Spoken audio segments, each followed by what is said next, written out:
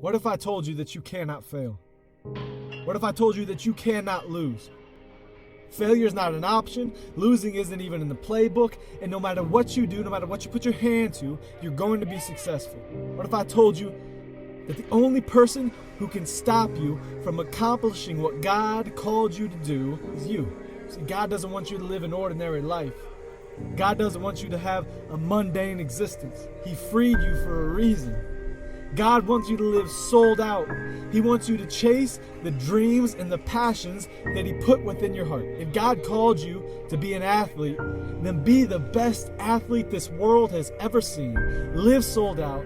Do it with excellence for God's glory. And know that if He called you to do something, you cannot fail. You will accomplish it because He called you to do it. He gave you that passion and those desires for a reason. I met this guy one time, right? He lived in my town, and every time I saw him, every time I drove by him, he was doing the same thing. He was running, he was doing push-ups, he was doing pull-ups, he was doing sit-ups, he was running miles at a time on the side of the road, only to be found later on the local courts playing basketball until nightfall, mastering his craft. So one time I approached him, I said, "Man, what are you doing all this for? What's the point?" He said to me, "You must be crazy." Here I was thinking he was the crazy one, and he's calling me crazy. I said, "What do you mean?" He said, "You take this as me wasting my time? Man, I have been given an opportunity. I have been given life, and life abundantly. I want to live a life that's sold out." You see, God has a plan for everyone's life, and His plan for my life is that I be an athlete, and that everything I do while I'm an athlete brings glory to the God who gave me the talents that He gave me. I don't want to waste my time. I don't want to squander the things that God's given me. I want to live sold out. I want to run. And I want to accomplish what He set before me for His glory. Not mine, not my own strength, but by His glory and His glory alone. I said, "Really? That's a pretty big goal to make a living as an athlete." He said, "Yeah, you're probably right. But when God calls you to do something, no man can stop you from doing it. It's God's will for my life. He made it clear to me. Therefore, I cannot fail. I'm a flower petal." I said, "You're a flower petal? What does that mean?" He said, 2 Corinthians, I'm a flower petal.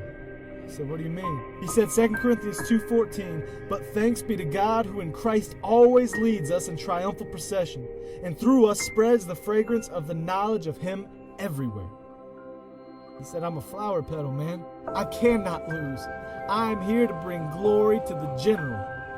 I said, "You lost me." He said, "Man, that verse is talking about the old days when the Roman legions would march into the city after conquering an enemy in war.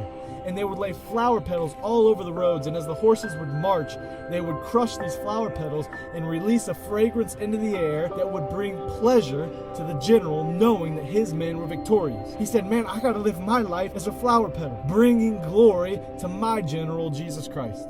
What did God call me to do? He called me to be an athlete. So I can't sleep, I can't rest, I can't squander my time, my talents, or my abilities, because I have one shot at this life, and I'm going to live it sold out, accomplishing the goal that God put before me for His glory and His glory alone. I cannot rest. I will rest in the next life, but not here. I said, "Man, how would a guy like me go about knowing God's will for my life?" He said, "Easy. You got to know God." I said, "How so?" "Through His Son," he said, "Jesus Christ. You have to know His Son, and not only know His Son, but give His Son..."